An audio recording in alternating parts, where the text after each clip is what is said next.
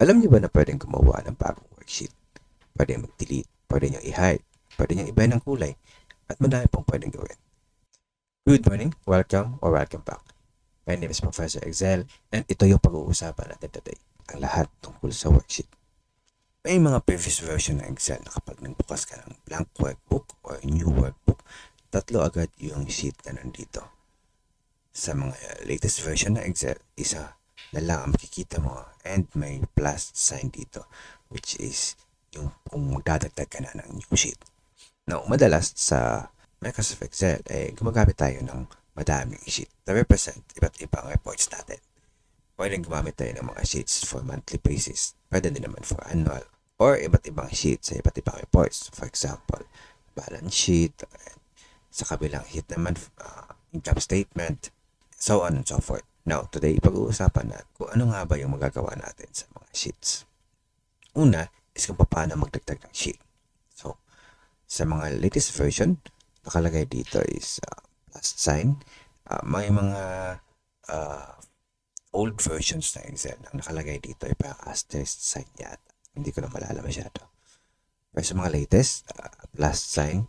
So, pwede mong i-click lang yan, left click, and magdadagdag na ng another sheet. Now, sa naming convention ng Excel, unang lalabas yung sheet 1, kasunod ang sheet 2. At kapag magdadagdag ka pa ng bago, lalabas na yung sheet 3. So on and so forth. Now, to rename a sheet, pwede mong dyan, i-right click, and rename. So, pwede mong, again, for example, ng monthly. And yung sheet 1, napalitan na ng monthly balance. However, sa loob ni Excel, ang pangalan pa din nito ay sheet 1, sheet 2, sheet 3. Now, to delete a worksheet, pwede mong i-highlight, right click, and then lalabas yung delete. So, wala na si sheet 2. Now, once na i-delete mo yung isang sheet, gaya ng isang totoong papel, ay hindi mo na siya maipapalik. So, for example, dinelete natin si sheet 3. Once mag-a-add tayo ng another sheet, sheet 4 na yung dadagdag. Wala na talaga si sheet 3 kasi na-delete na natin siya. For example, i-rename natin si sheet 4. Ayan, na-rename na natin si sheet 4. And naisipan natin i-delete. Kapag yung sheet na yun ay may laman ng data, magtatanong si Excel kung gusto mo talagang i-delete yung sheet na yan. Kasi once na i-delete mo na, hindi mo na maipabalik. So, subukan natin i-delete. Nawala na si sheet 4 or annual balance.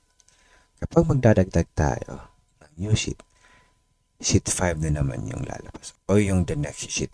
Kumbaga wala na talaga si 4. Tsaka si 3. To rearrange or ilipat natin yung mga sheet, pwede mong i-left click. I-hold mo lang yung left click at may lalabas na arrow sign, paper sign. Pwede mo lang ilipat kung saan mo gustong ilipat yung sheet mo. So, ngayon, una na si sheet 5, bago si monthly balance, tapos si sheet 2. Now, to create a copy of a sheet, for example, monthly balance, lagyan natin ng data. And to create a copy of a sheet, pwede mong puntahan dito. Instead na i-left click mo lang and ilipat, ang gagawin lang nun is ilipat yung worksheet. Gagawin mo is maglalagay ka ng control, press control bago mo i-left click. Now, kung walang control at i-left click mo, kapag i-move mo, ang lalabas is a sheet of paper sa may arrow mo. Para makita po natin. May sheet of paper sa arrow mo. Now, once i-press mo yung control and mag-left click ka, ang lalabas is may plus sign na yung paper. And so, kapag ganun, and maglagay ka dito, dalawa na yung monthly balance mo.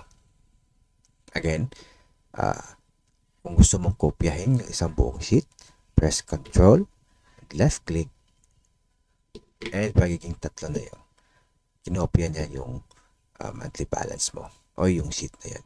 Now, tignan natin yung data. The same yung data sa lahat ng na-copy natin.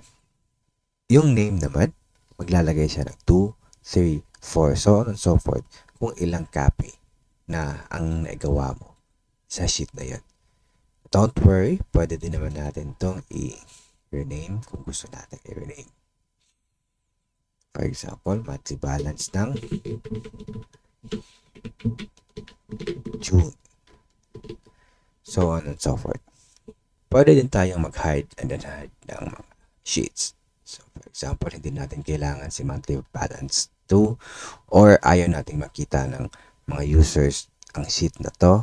So same pa din, right click and press hide. So hindi mo na makikita si monthly balance 2. Now to unhide, kahit saan dito, mag right click ka lang and press unhide. Lalabas ang lahat ng sheet na naka-hide.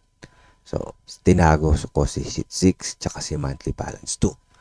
Press monthly balance 2, press OK at lalabas na yung monthly balance 2.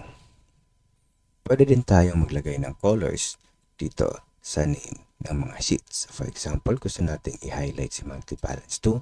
Punta ka dito sa right click, tapos tab colors, and pili ka ng colors mo. So, for example, gusto ko ng yellow para makita natin na red na lang para makita talaga natin red. And sa lahat ng sheet, siya lang yung nakakulay red. Now, take note, yung letters natin is colored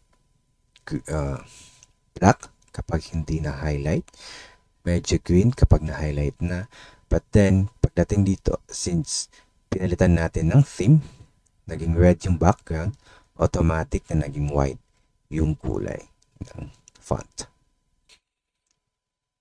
Yan muna yung lesson natin for today. I hope may naitulong ako sa inyo and explore kung ano yung pwede nyo gawin sa mga worksheets nyo.